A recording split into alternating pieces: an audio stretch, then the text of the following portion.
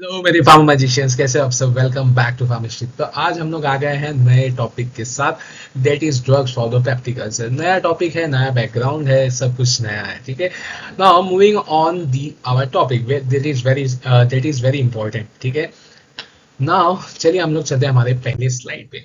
पहला slide informative slide, क्या बोलते हैं आप? ठीक है, नाउ हम लोग समझते हैं कि अल्सर यानी कि क्या होता है। पेप्टिक अल्सर हम लोग समझ रहे हैं। Now we have to understand the what is the meaning of ulcers. Ulcers बोले तो भाई छाला, क्या बोलते हैं? अल्सर्स बोले तो छाला।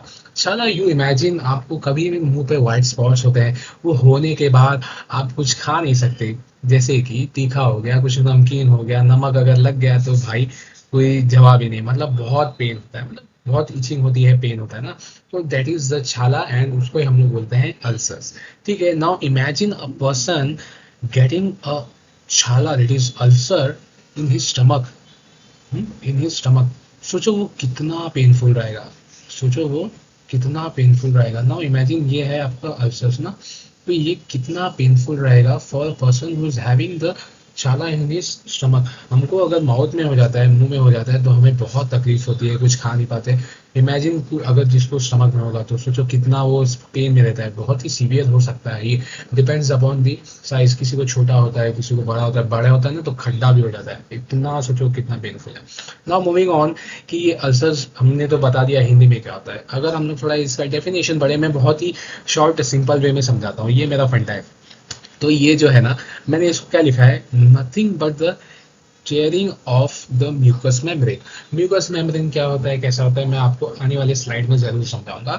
तब सबसे पहले हम लोग समझते हैं टेयरिंग वर्ड का। टेयरिंग वर्ड का मीनिंग होता है कि फटना। कोई भी, जैसे आपने बुक लिया, पेपर फाड़ा तो फट गया ना, उसको बोलते हैं टेयरिंग। बहुत सिंपल, मैं एक एक इंग्लिश वर्ड भी समझा देता हूँ। ठीक है, म्यूकस मेम्ब्रेन एक समझ लो प्रोटेक्टिव लेयर होता है हमारे पेट में।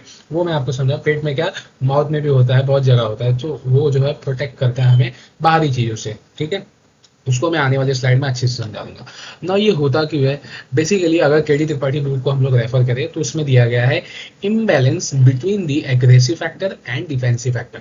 Sir aggressive factor, defensive factor, aggressive बोले तो विराट कोहली नहीं। देखो, एग्रेसिव फैक्टर हम लोग को समझना चाहिए। एग्रेसिव मतलब कि जैसे कि एसिड हो गया, वो कोई चीज को जलाने की क्षमता रखता है। ठीक है, तो वो थोड़ा सा एग्रेवेट करने वाला, एग्रेसिव यानी समझ रहे हो ना, वो आपको यहाँ पर कोड करना है कि हाँ भाई एग्रेसिव मतलब एसिड हो गया, पेप्सिन हो गया। देन एक बैक्टीरिया होता है, उसका नाम होता है एच पाइलोरी। आने वाले वीडियोस में आपको ये सब अच्छे से समझ जाएगा। नाउ डिफेंसिव फैक्टर में आ गया, जैसे कि म्यूकस लेयर हो गया, देन नाइट्रिक ऑक्साइड हो गया, prostaglandin which is responsible for the mucous membrane वाला चीज।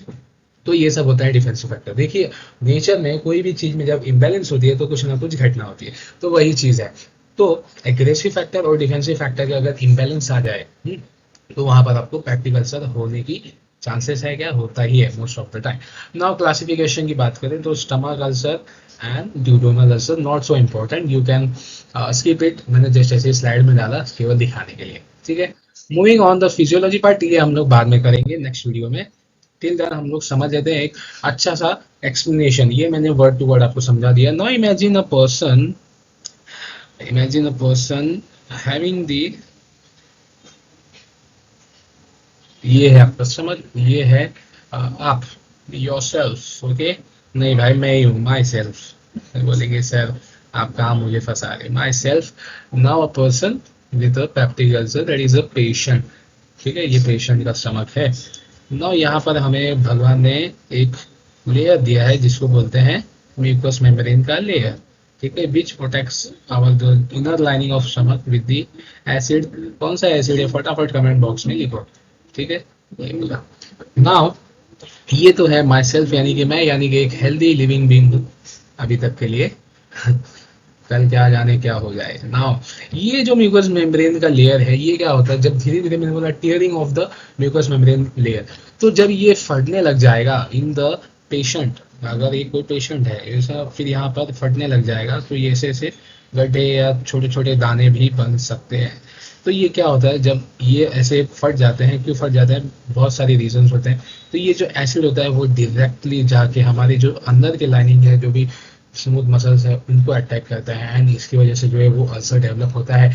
यानी कि बड़ा बड़ा गड्ढा बन सकता है, छोटा भी बन सकता है, जो कि बहुत पेनफुल होता है। हमारे फैमिली में एक जन थे, उनको भी हुआ था, मुझे याद है, और बहुत ही पेनफुल होता है। तो ये होता क्या है, देखो आजकल जेंजी लोग हैं ना जो बहुत रात रात को लेट भर खाना खाते हैं, दिन मैदा खाते हैं, नूडल्स, रैमेन नूडल्स वगैरह।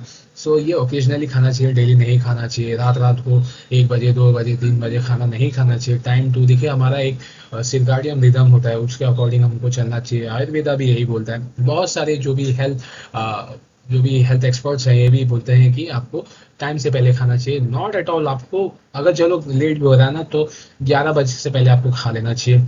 अगर उससे लेट करेंगे तो ये सब दिक्कतें आपको झेलनी पड़ सकती है। ये थोड़ा हो गया हमारा थोड़ा ज्ञान झाड़ने वाला बात, ठीक है। मैं आपको क्या सजेस्ट करता हूँ ना, अभी जो फिजियोलॉजी का पार्ट है मैं आपको नेक्स्ट वीडियो में समझा दूंगा, बिकॉज ये वीडियो लंबा हो जाएगा, आप भी बोर हो जाओगे। इसको मैं थोड़ा आपको समझा देता हूँ मैं कैसे करने वाला हूँ। आज मैंने एकदम बेसिक इंट्रोडक्शन आपको समझा दिया, देन मैं फिजियोलॉजी समझाऊंगा, बायोलॉजिकल क्या होता है उसमें कैसे होता है, ये तो छोटा छोटा मैंने आपको बता दिया। उसके साथ आई गेस क्लासिफिकेशन ले लूंगा, देन जो फाइनल वीडियो आएगा, जो फोर्थ पार्ट रहेगा या थर्ड पार्ट, उसको उसमें हम लोग मेन मेन जो ड्रग है उसके बारे में आपको समझा दूंगा, उसका एमओए।